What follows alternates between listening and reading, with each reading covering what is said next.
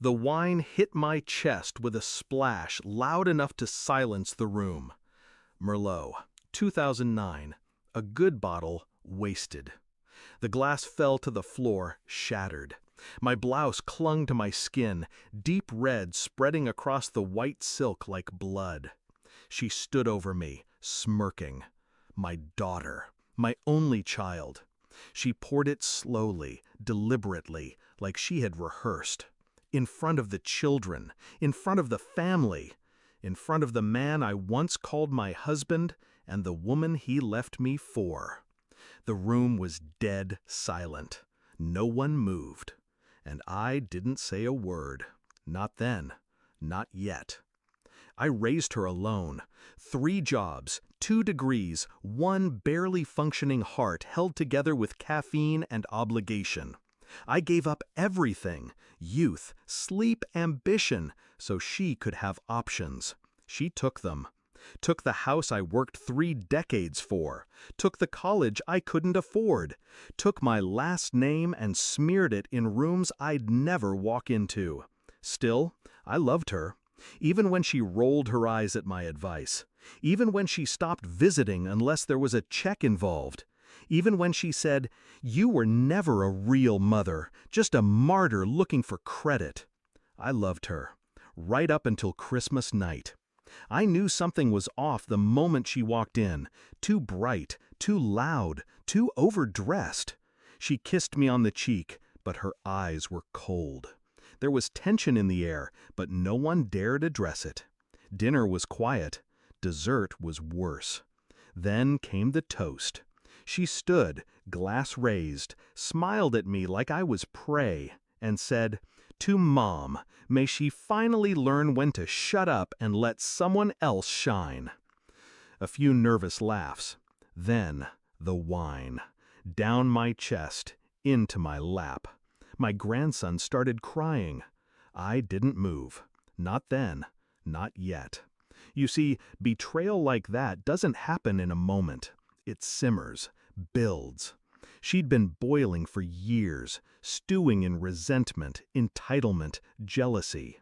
She hated that people respected me, that I owned my house, still worked, still held my spine straight and my chin up. She wanted me ashamed, smaller, silent.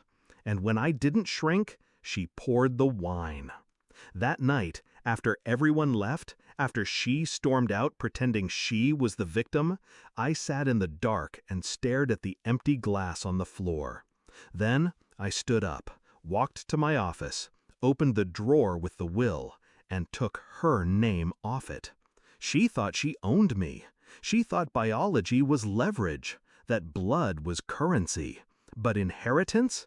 That's earned. And she poured hers out, 1 glass at a time. I met with my attorney the next day. We revised everything. The house goes to my niece. The one who sat next to me handed me a towel and whispered, "I'm so sorry." The savings to a foundation for women rebuilding after family abuse. The jewelry to my granddaughter. And the letter to her.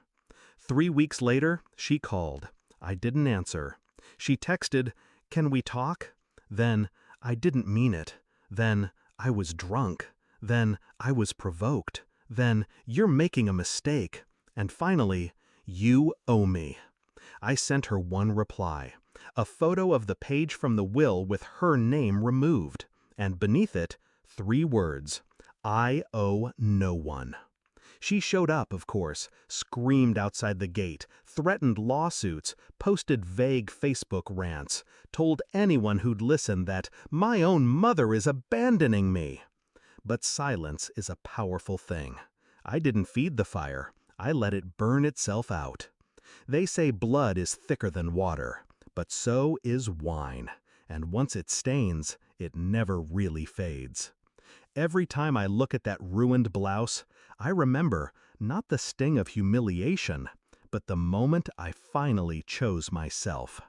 She begged, eventually, wrote a long letter, said she was lost, confused, hurting, said she just wanted love. I folded it up, placed it in a box next to the wine glass still cracked from the floor that night. Evidence. Not of her mistake, but of my decision. Because motherhood isn't a life sentence, it's a gift, one I gave her every day. And the moment she turned that gift into a weapon, she lost it. Permanently. I don't regret a thing. I still celebrate Christmas, still light the fire, still smile at the grandkids. But now, the wine stays in the bottle, and the will stays as it is.